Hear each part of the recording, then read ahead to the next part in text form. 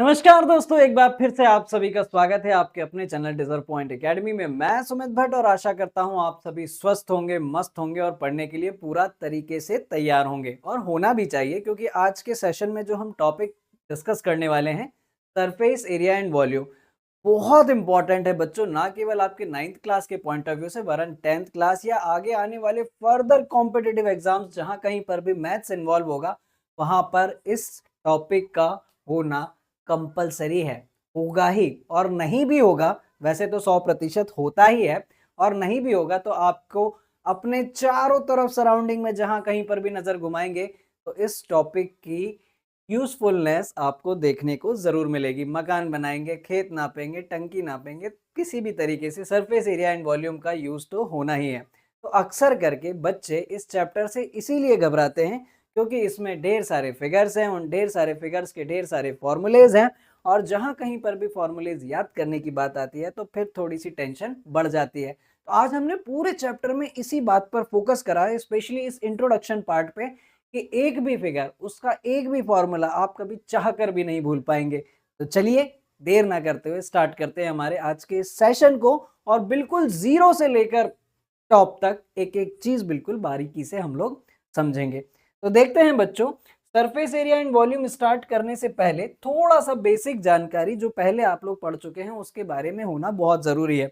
यानी कि मैं बात कर रहा हूं 2 डायमेंशनल फिगर्स की, है ना। हम शुरुआत करते हैं 2 डायमेंशनल फिगर से।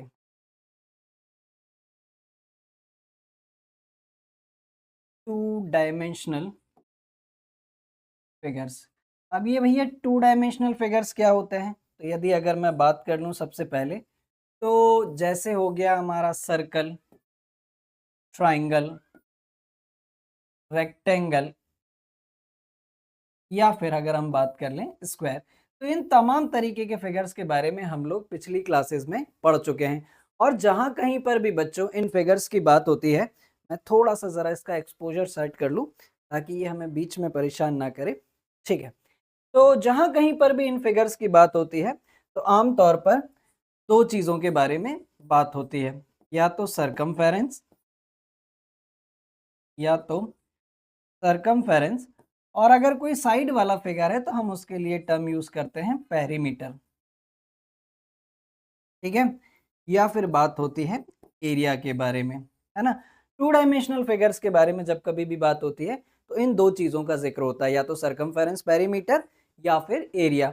अब ये सरकमफेरेंस पेरीमीटर क्या होता है? तो सरकमफेरेंस या पेरीमीटर किसी भी 2 डायमेंशनल फिगर की जो आउटर बाउंड्री की लेंथ होती है बच्चों, तो हम लोग बोलते हैं सरकमफेरेंस या पेरीमीटर। यदि अगर सर्कल के केस की बात होती है तो हम लोग सरकमफेरेंस टर्म यूज कर लेते हैं, और जब कभी भी किसी साइड वाले फिगर की बात होती है तो हम लोग बात कर लेते हैं पेरीमीटर की, है ना। तो चलिए जल्दी से हम लोग देख लेते हैं कि ये जो है ये सारी चीजें होती क्या है। यदि अगर हम पेरीमीटर की बात करें बच्चों, तो किसी भी 2 डायमेंशनल फिगर की आउटर बाउंड्री की जो लेंथ होती है उसको हम लोग बोलते हैं उसका पेरीमीटर, और उस आउटर बाउंड्री के अंदर जितना भी स्पेस ऑक्यूपाई कर रहा है वो उस पर्टिकुलर फिगर का एरिया कहलाता है। तो चलिए डिस्कस कर लेते हैं जल्दी से इनके पेरीमीटर और एरिया के बारे में। तो यदि अगर मैं इसके सरकमफेरेंस की बात करूं बच्चों तो ये होता है 2 पाई आर। एरिया की बात करूं मैं तो ये होता है पाई आर स्क्वायर। ट्राइंगल के अगर हम पेरीमीटर की बात कर लें बच्चों तो सम ऑफ ऑल साइड्स, है ना, P A plus B plus C. ये A plus B plus C क्या है? इसके ट्राइंगल्स की साइड्स की लेंथ। ठीक है, एरिया की अगर हम बात कर लें तो क्या मैं यहाँ पर लिख दूं क्या? चलिए यहाँ पर लिख देता हूँ, एरिया बराबर 1/2 बेस इंटू हाइट होता है। ठीक है, 1/2 बेस इंटू हाइट होता है। ठीक है, यदि अगर हम इसके पेरीमीटर की बात कर लें बच्चों तो ये होता है 2 × L + 3, और यदि अगर हम एरिया की बात कर लें तो ये होता है लेंथ इंटू ब्रेथ। यदि अगर हम इसके पेरीमीटर की बात करें तो ये होता है 4 × साइड, और एरिया की अगर हम बात कर लें तो ये होता है साइड का स्क्वायर।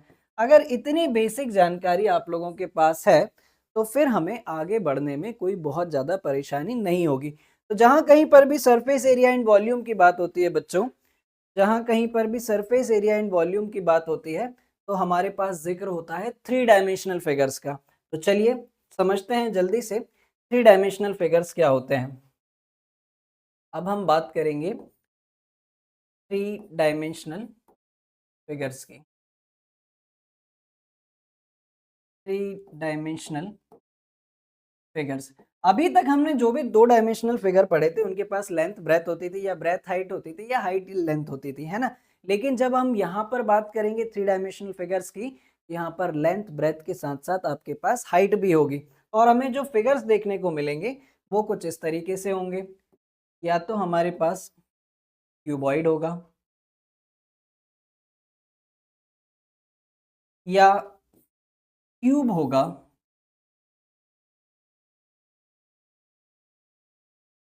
या फिर हमारे पास कोन होगा, सिलेंडर,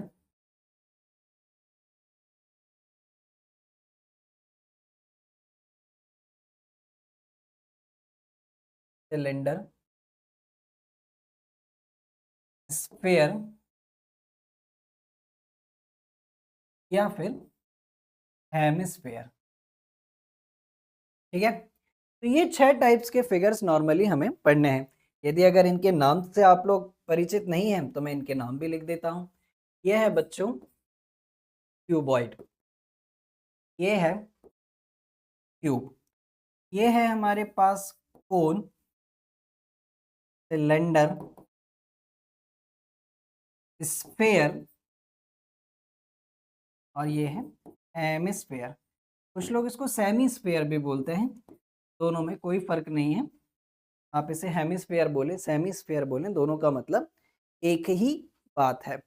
ठीक है, तो बच्चों अब हम यहाँ पर ये चीज डिस्कस करते हैं कि यहाँ पर क्या पूछा जाता है ना। तो सबसे पहले जिन चीजों की हमें यहाँ पर जरूरत पड़ेगी वो है curved surface area, curved surface area, इसी को हम लोग बोल देते हैं lateral surface area, lateral surface area, है ना। पहले समझ लेते हैं कि ये होता क्या है।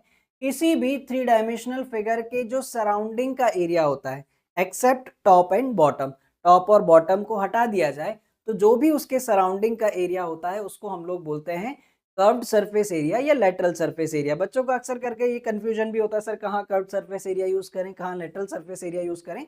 तो बिल्कुल सिंपल है, जैसा हम लोग सरकमफेरेंस और पेरीमीटर यूज करते थे वैसे ही हम इन दोनों टर्म्स को यूज करते हैं। जितने भी कर्व वाले फिगर हैं उसके लिए हम लोग कर्व सरफेस एरिया यूज कर लेते हैं और जितने भी साइड्स वाले फिगर हैं उसके लिए हम लोग lateral surface area term use करते हैं। और उसे भी अब हम लोग प्यार से पूरे चैप्टर में सीएसए और एलएसए के नाम से जानेंगे। ठीक है, दूसरी टर्मिनोलॉजी जो यहाँ पर यूज होती है वो है total surface area, total surface area या फिर हम लोग इसको कहेंगे whole surface area, whole surface area. अब ये क्या होता है, कर्व्ड सरफेस एरिया में यदि अगर हम टॉप और बॉटम भी इंक्लूड कर दें तो बच्चों उसको हम लोग बोलने लगते हैं WSA या TSA, it means whole surface area या फिर टोटल सरफेस एरिया। तीसरी टर्म जो यहां पर यूज होती है वो है वॉल्यूम, वॉल्यूम या फिर आप इसको कैपेसिटी भी बोल सकते हैं। अब वॉल्यूम क्या भला होती है भैया, तो वॉल्यूम के बारे में बात कर लेते हैं। जब कभी भी कोई भी 3 डायमेंशनल फिगर डिजाइन किया जाता है तो इस बात का निश्चित रूप से ध्यान रखा जाता है कि उसकी अधिकतम क्षमता कितनी होगी, मैक्सिमम कैपेसिटी कितनी होगी। चाहे फिर वो आपकी वाटर बॉटल्स हो, चाहे फिर वो आपके क्लासरूम्स हो, चाहे फिर वो आपके गाँव में बने हुए वेयर हाउस हो, सबका ध्यान रखा जाता है कि बॉटल के अंदर कितना पानी आना चाहिए, क्लासरूम्स के अंदर कितने मैक्सिमम स्टूडेंट्स आने चाहिए या वेयर हाउस के अंदर कितना अनाज बन सकता है। यही जो अधिकतम क्षमता होती है, मैक्सिमम कैपेसिटी होती है, वही उस पर्टिकुलर 3 डायमेंशनल फिगर्स का वॉल्यूम होता है।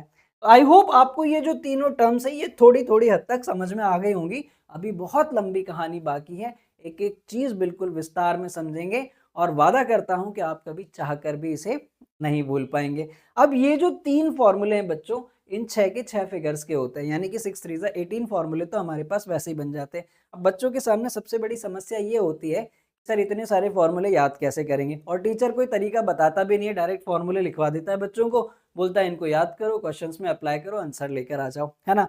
और जितने क्वेश्चन टीचर कराता है बच्चा उतने ही क्वेश्चन कर पाता है, उसके बाहर इधर उधर क्वेश्चन आ जाए तो फिर वो परेशान होता रहता है। एक तो उसको फॉर्मूले याद नहीं होते हैं, दूसरा क्वेश्चन समझ में नहीं आता है, और ये टर्म्स अगर उसके माइंड में क्लियर नहीं है तो वो वैसे भी अगर कोई एक भी क्वेश्चन थोड़ा सा घुमा फिरा कर आ जाएगा तो नहीं बनता है। और इसमें मैं नहीं मानता कि किसी भी तरीके से बच्चे की गलती होती है, लेकिन मैं ये गलती नहीं करूंगा, एक एक चीज बिल्कुल पोस्टमार्टम करके हम लोग पढ़ेंगे। तो तैयार हैं आप लोग?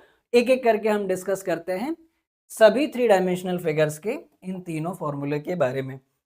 तो पहले ही फिगर जो हम लोग डिस्कस करेंगे बच्चों, ये है क्यूबॉइड। ठीक है, अब क्यूबॉइड कुछ ऐसा होता है, क्यूबॉइड कुछ ऐसा होता है।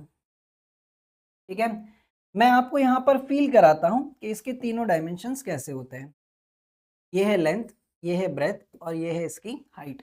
ये है लेंथ, ये है इसकी ब्रेथ और ये है इसकी हाइट। एक बार आपको ये भी मैं बताता हूँ कि ये जो क्यूबॉइड है ये 6 फेजेस से मिलकर बना हुआ है ना। आप अगर चाहें तो इसको फील भी कर सकते हैं। आप लोग जहाँ कहीं भी जिस रूम में बैठे हुए हैं तो आपको आपने चारों तरफ 4 दीवारें दिखाई देंगी, एक फ्लोर दिखाई देगा, एक छत दिखाई देगा, यही है क्यूबॉइड। इसके अंदर 6 फेजेस होती हैं, सारी की सारी फेजेस रेक्टेंगल शेप की होती हैं। जब भी कर्व्ड सरफेस एरिया निकालेंगे तो सराउंडिंग की 4 दीवारों का एरिया और टोटल सरफेस एरिया निकालेंगे तो उसमें टॉप और बॉटम भी इंक्लूड हो जाएगा, यानी कि 6 फेजेस का एरिया।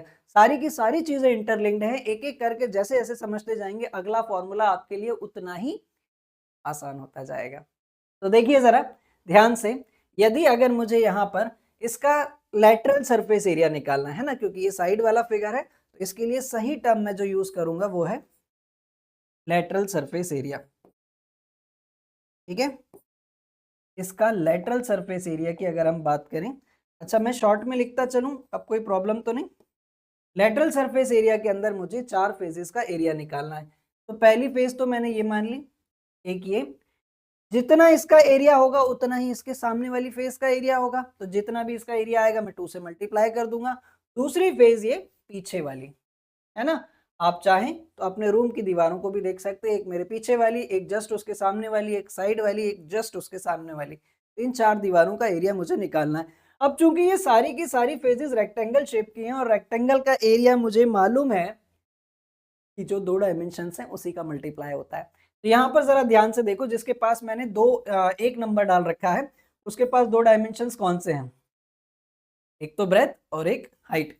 इसका एरिया कितना हो जाएगा, ब्रेथ इंटू हाइट, बहुत इत्मीनान से, है ना। जितना इसका एरिया है उतना ही इसके सामने वाली वॉल का होगा, इसलिए मैंने इसमें 2 का मल्टीप्लाई कर दिया। ठीक है, प्लस प्लस दूसरी वॉल देखें तो इसके पास 2 डायमेंशंस लेंथ है और हाइट है। इसका एरिया कितना हो गया, लेंथ इंटू हाइट, इसमें मैंने 2 का मल्टीप्लाई कर दिया, है ना। तो ये आ गया मेरे पास 4 दीवारों का एरिया, यानी कि lateral surface area of cuboid. ठीक है, तो जैसे ही मैंने इसमें से 2 कॉमन निकाला बच्चों, तो यहाँ पर बचेगा लेंथ प्लस ब्रेथ और हाइट भी कॉमन है। तो ये अब किताबों में इस तरीके से लिखा रहता है, टीचर्स उसको रटवाते रहते हैं बच्चों को, तो बोलना तो लाजमी है। ठीक है, अब लेकिन मुझे लगता है कि आप कभी चाहकर भी नहीं भूल पाएंगे, और भूल भी गए तो खुद से उसको डिराइव कर लेंगे। ठीक है, जब हम बात करें इसके टीएसए की, यानी कि टोटल सरफेस एरिया की, तो इसके अंदर ये 4 दीवारें तो रहेंगी, 2b into H plus 2l into H, plus 2 दीवारें और निकालनी है, यानी कि फ्लोर और सीलिंग, है ना। इनका 2 का एरिया और निकालना है, यानी कि तीसरा नंबर मैं इसको डाल दे रहा हूँ। ठीक है, तो आप जरा ध्यान से देखें, इसके पास 2 डायमेंशंस कौन से हैं, लेंथ और ब्रेथ। तो इसका एरिया कितना हो गया, लेंथ इंटू ब्रेथ, इसमें भी मैंने 2 का मल्टीप्लाई कर दिया, क्योंकि भैया जितना फ्लोर का एरिया होगा उतना ही तो सीलिंग का एरिया होगा, है ना। तो यहाँ पर भी अब आप देखो, 2 2 4 2 6, यानी कि 6 दीवारों का एरिया निकल कर आ गया। इस पूरे में से अगर मैंने 2 कॉमन निकाल लिया तो यहाँ पर बचेगा हमारे पास length into breadth plus breadth into height plus height into length. ये लिखा होता है किताबों में और इसको रटना होता है आपको, है ना। पर अब नहीं रटेंगे, अब तो एक एक चीज बारीकी से समझेंगे। तीसरी टर्म्स की अगर हम बात करें, यानी कि वॉल्यूम, तो बच्चों यहाँ से एक बहुत इंटरेस्टिंग कॉन्सेप्ट मैं आपको बताने जा रहा हूँ। 3 डायमेंशनल फिगर, जितने भी 3 डायमेंशनल फिगर्स होते हैं, अगर वो सिमेट्रिक हैं तो उसका वॉल्यूम निकालना बेइंतहा आसान होता है। अब ये सिमेट्रिक क्या होता है, जैसे सपोज मान लीजिए ये एक क्यूबॉइड है, ये एक क्यूबॉइड है, ये एक क्यूब है, ये एक क्यूब है और ये एक सिलेंडर है। क्योंकि ये तीनों फिगर्स हमारे पास सिमेट्रिक हैं, अब सिमेट्रिक होने का मतलब क्या है कि मैं इनको हॉरिजॉन्टली और वर्टिकली इक्वली डिवाइड कर सकता हूँ, है ना। इसको मैं हॉरिजॉन्टली और वर्टिकली इक्वली डिवाइड कर सकता हूँ। ऐसे फिगर्स को हम लोग बोलते हैं सिमेट्रिक फिगर्स। और जब कभी भी अगर हमारे पास सिमेट्रिक फिगर है तो आपको बिल्कुल दिमाग लगाने की जरूरत नहीं है, उन सब का वॉल्यूम क्या होता है, बेस का एरिया इनटू हाइट। देखते हैं कैसे। इसका बेस कैसा है, रेक्टेंगल, रेक्टेंगल का एरिया होता है लेंथ इनटू ब्रेथ, इसमें सिर्फ मल्टीप्लाई करना है आपको हाइट का, ये आ गया वॉल्यूम ऑफ क्यूबॉइड। इसी तरीके से जब अगर हम क्यूब की बात करें तो बेस का area side into height, height भी कितनी है, ए है, ये आ गया ए क्यूब, वॉल्यूम ऑफ क्यूब। इसी तरीके से सिलेंडर की बात करें तो बेस का एरिया सर्कल है, सर्कल का एरिया होता है पाई आर स्क्वायर, इसमें मल्टीप्लाई कर दिया इसकी हाइट का। अब बताओ कसम खा के कभी भूल पाओगे, है ना। Volume of cuboid, volume of cube और वॉल्यूम ऑफ सिलेंडर, है ना। ये तीनों फिगर सिमेट्रिक हैं और सिमेट्रिक फिगर का वॉल्यूम क्या होता है, बेस का एरिया इनटू हाइट। ठीक है, तो यहाँ पर भी मैं लिख देता हूँ, वॉल्यूम ऑफ क्यूबॉइड जो होता है हमारे पास बच्चों, ये होता है length into breadth into height. यहाँ पर खत्म हुआ हमारा पहला फिगर, है ना। हमने इसका LSA देखा, हमने इसका TSA देखा और हमने इसका वॉल्यूम भी देखा। बात करते हैं दूसरे फिगर की, और अब अगर ये ठीक तरीके से समझ में आ गया तो दूसरा आप लोग खुद चुटकियों में मुझे बता देंगे। दूसरा फिगर है हमारे पास क्यूब, है ना।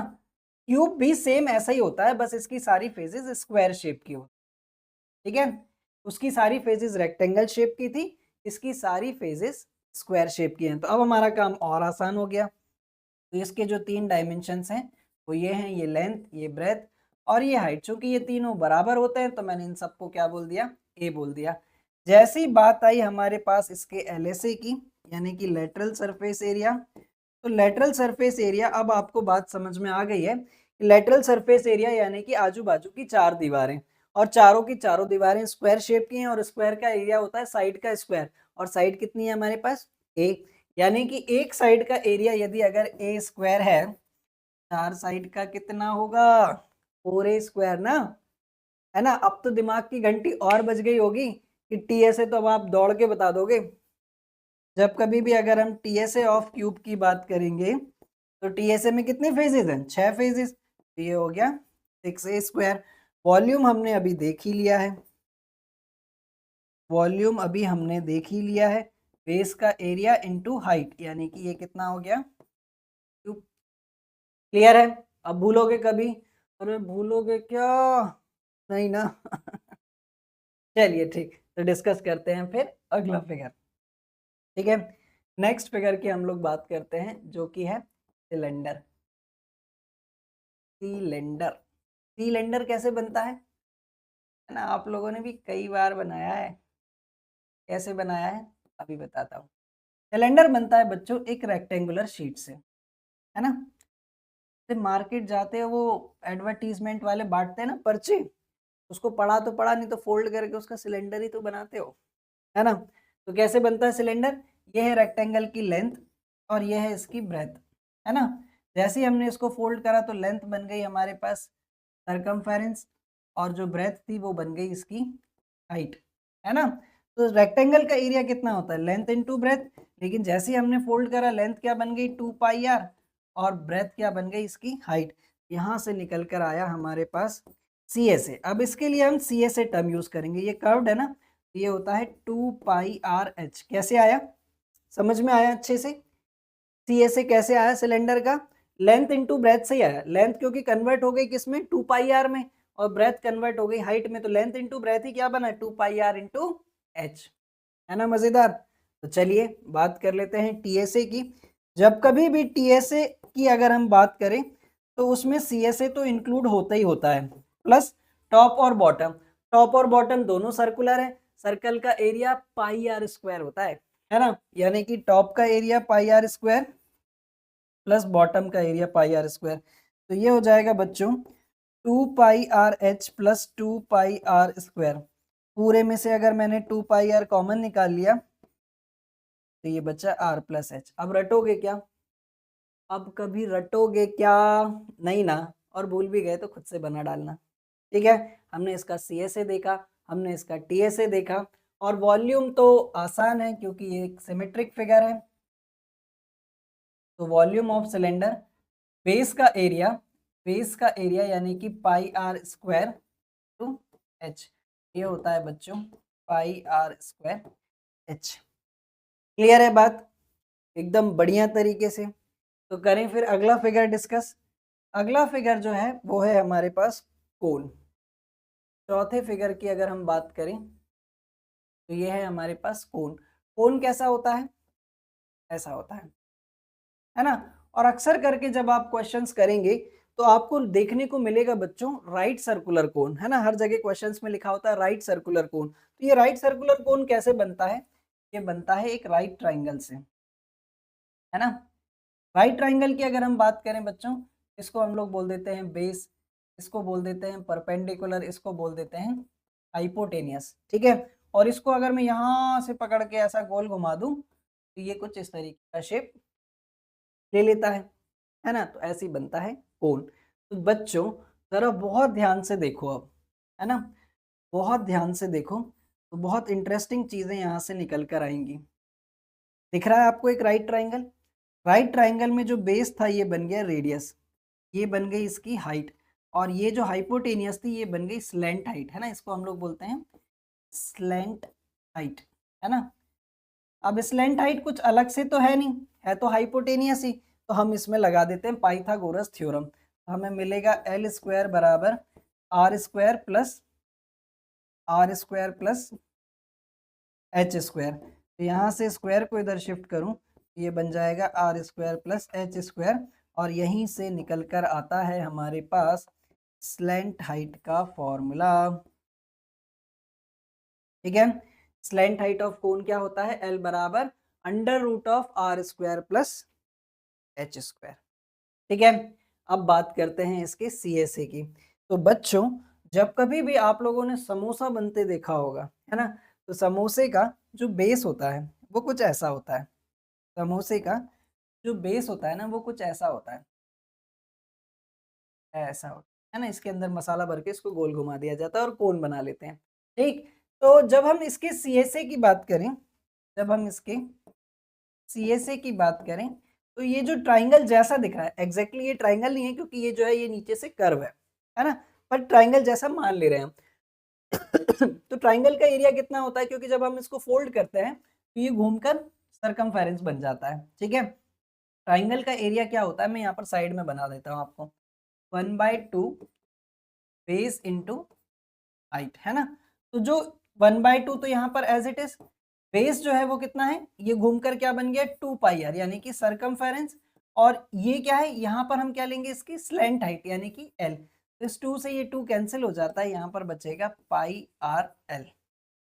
ठीक है क्या? यहाँ से बनता है CSA ऑफ कोन। ठीक है, πrl। TSA की बात कर लें यानी कि total surface area of cone. तो टोटल सरफेस एरिया में CSA तो इंक्लूड हो गई होगा, प्लस बेस, क्योंकि टॉप पर तो कुछ है नहीं, पॉइंट है एक छोटा सा। तो बेस जो है वो कैसा है? सर्कुलर यानी कि πr²। यहाँ से अगर हमने πr कॉमन निकाल लिया, यहाँ पर बचेगा L प्लस R। अब भूल पाओगे क्या? नहीं ना। तो यहाँ से निकल कर आया हमारे पास TSA ऑफ कोन। अब इंटरेस्टिंग है इसका वॉल्यूम, अब इंटरेस्टिंग है इसका वॉल्यूम, है ना। ऐसे बताऊंगा कि आप कभी भूल नहीं पाओगे। ठीक है, तो देखो जरा ध्यान से, देखो जरा ध्यान से, है ना। बनाते हैं थोड़ी सी ड्राइंग, बनाते हैं थोड़ी सी ड्राइंग। क्या बन गया ये? सिलेंडर। तो अब आप जरा ध्यान से देखो, इत्मीनान से देखो, है ना, इत्मीनान से देखो कि यहाँ पर आपको 3 कोण दिखाई देंगे, है ना।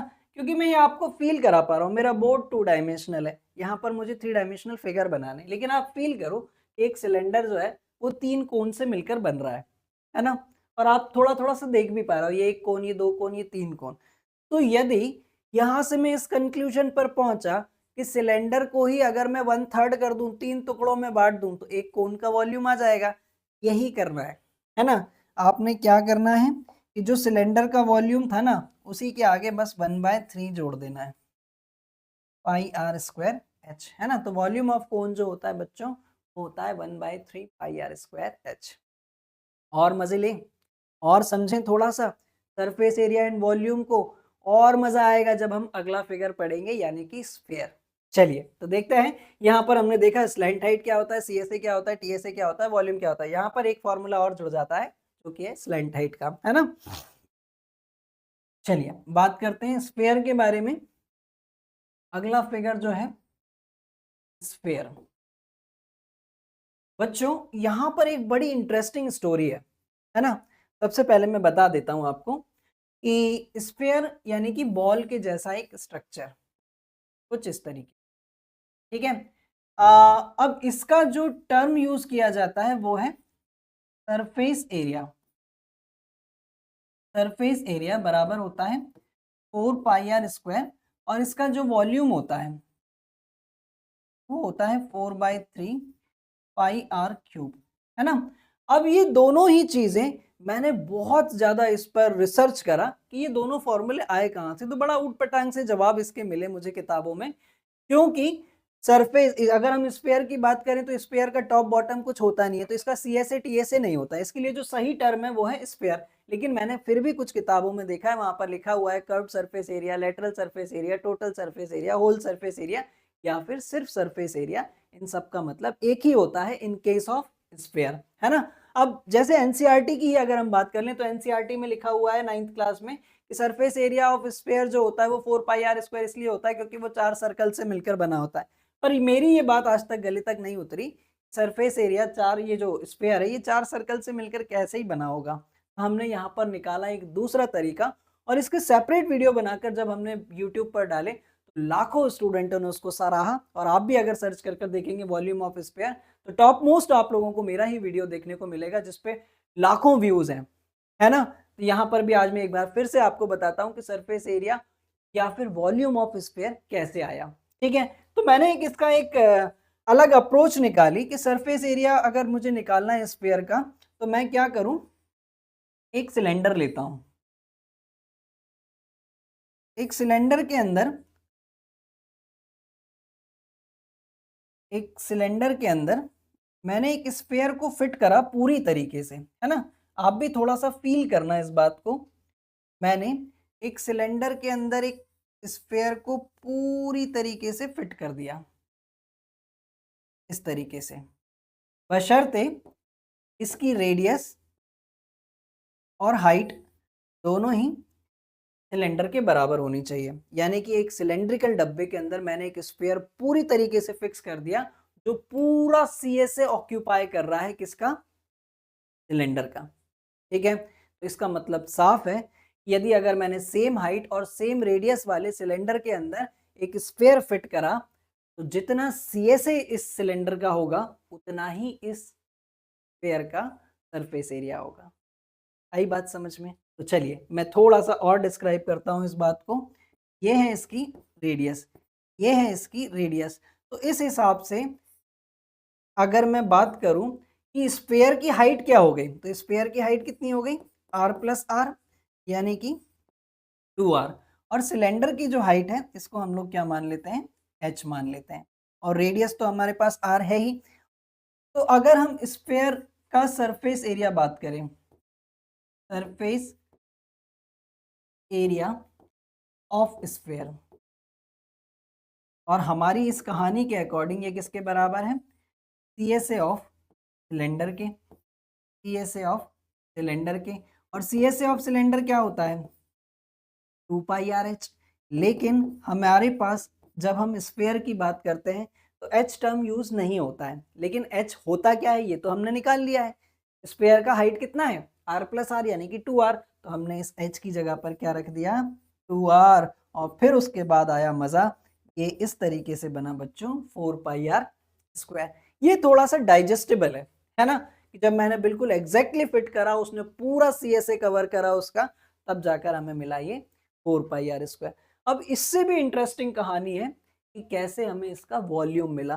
तो बच्चों ये एक थोड़ी सी लैब एक्टिविटी है, इसको आप लोग अगर समझने की कोशिश करें, इसके लिए मैं एक नया पेज ले लेता हूँ पूरा। अगर मुझे निकालना है, नहीं आया है ना, हम टेक्नोलॉजी का यूज करते हैं और बनाते हैं एक सुंदर सा स्फीयर।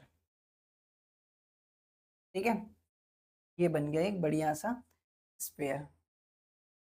इस स्फीयर का मुझे अगर वॉल्यूम निकालना है जिसकी रेडियस ये आर और ये आर, तो मैंने कहा बच्चों कि इसका जो वॉल्यूम होगा ना, वो दो सेम हाइट और दो सेम रेडियस वाले कोन के वॉल्यूम के बराबर होगा। कैसे?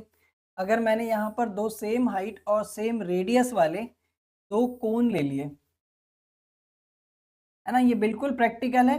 बड़े बड़े स्कूलों में मैथ्स की जो लैब होती है वहां पर आप इसको अप्लाई कर कर देख सकते हैं। तो इसकी रेडियस आर, इसकी रेडियस आर, इस हिसाब से टोटल जो स्फीयर की जो हाइट हो गई वो कितनी हो गई, 2r हो गई। ये है हमारे पास h, ये है r, ये है h, ये है r।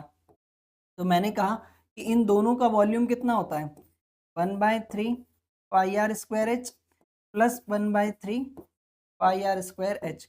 दोनों को ऐड कर लें तो कितना होगा, 2/3 पाई आर स्क्वायर एच। और मैंने ये कहा ये जो वॉल्यूम है, दो कोन का जो वॉल्यूम है, सेम हाइट और सेम रेडियस वाले कोन का जो वॉल्यूम है, वो किसके वॉल्यूम के बराबर होगा, स्फीयर के वॉल्यूम के बराबर होगा। लेकिन हमें इस बात का ध्यान रखना है कि स्फीयर के केस में एच टर्म यूज नहीं होता है ना, हाइट नहीं यूज होती है। तो हाइट की जगह हम आर के फॉर्म में उसकी हाइट रख देते हैं, आर स्क्वायर, एच बराबर कितना था, 2r। ठीक है, तो इस तरीके से बच्चों ये बना हमारे पास 4/3 पाई आर क्यू, है ना। इस तरीके से निकल कर आया स्फीयर का वॉल्यूम। ठीक है, तो अब हमारे पास केवल एक फिगर और बचा है, वो है हमारे पास हेमिस्फीयर, है ना। तो हम लोग लास्ट फिगर की बात कर लेते हैं, हेमिस्फीयर।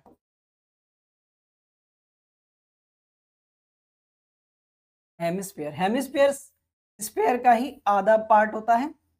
लेकिन मजे की बात यह है कि जब हम हेमिस्फीयर बनाते हैं तो उसका सीएसए और टीएसए दोनों होता है। जैसे लेमन है, लेमन को बीच से कट करा तो उसकी एक टॉप सरफेस जनरेट हो जाती है जो कि कैसी है, सर्कुलर। स्फीयर के केस में ऐसा नहीं था, वो तो सब जगह से एक जैसे ही था। लेकिन जब हम हेमिस्फीयर की बात करें तो इसका टॉप फेस होता है, इसलिए इसका सीएसए भी होता है, इसका टीएसए भी होता है। तो जब कभी भी अगर हम इसके सीएसए की बात करें बच्चों, इसके सीएसए की बात करें, सीएसए ऑफ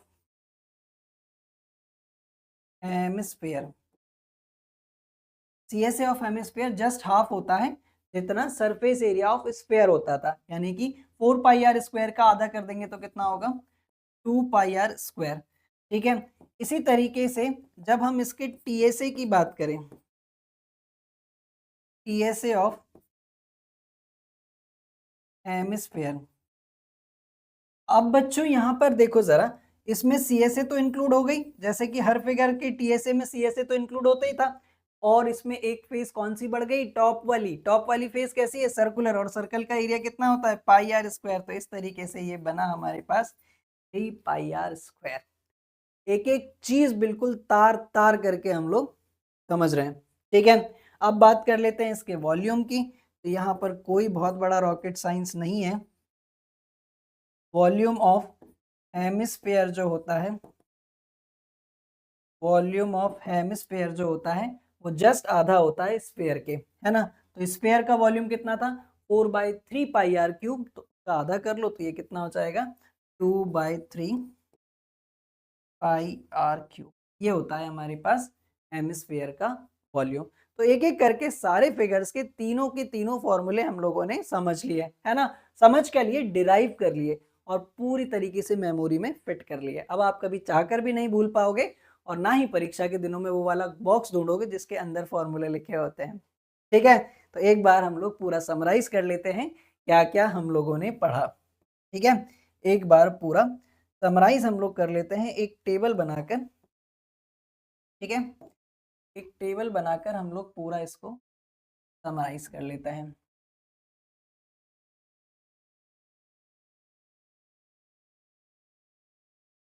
अरे यार मैं भी क्यों ही इतना दिमाग लगा रहा हूँ यार, जब हमारे पास पूरी टेक्नोलॉजी अवेलेबल है फिर हम लोग क्यों इतना परेशान हो रहे हैं। ये लो, बन गया एक बॉक्स। हाँ, जबरन ही परेशान हो रहे थे। ठीक।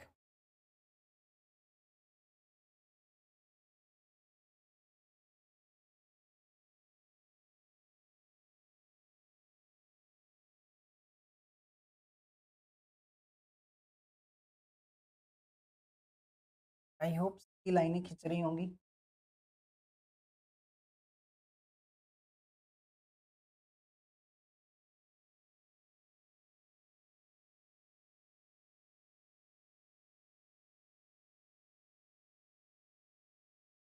सीधी सीधी, थोड़ी सी टेढ़ी हो रही है। चलेगा, चलेगा बॉस। 1 2 3 4 5, एक और चाहिए ना, तो आप लोग मुझे माफ कर दोगे, है ना? ना तो आप मुझे जरा इतना बता दे कान्हा। ठीक है, अब हम रखते हैं यहाँ पर फिगर्स। यहाँ पर लोग रखते हैं फिगर्स।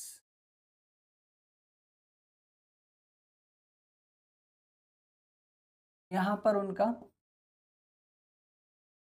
टीएससी, यहाँ पर उनका टीएससी, और यहाँ पर हम लोग रखेंगे उसका वॉल्यूम।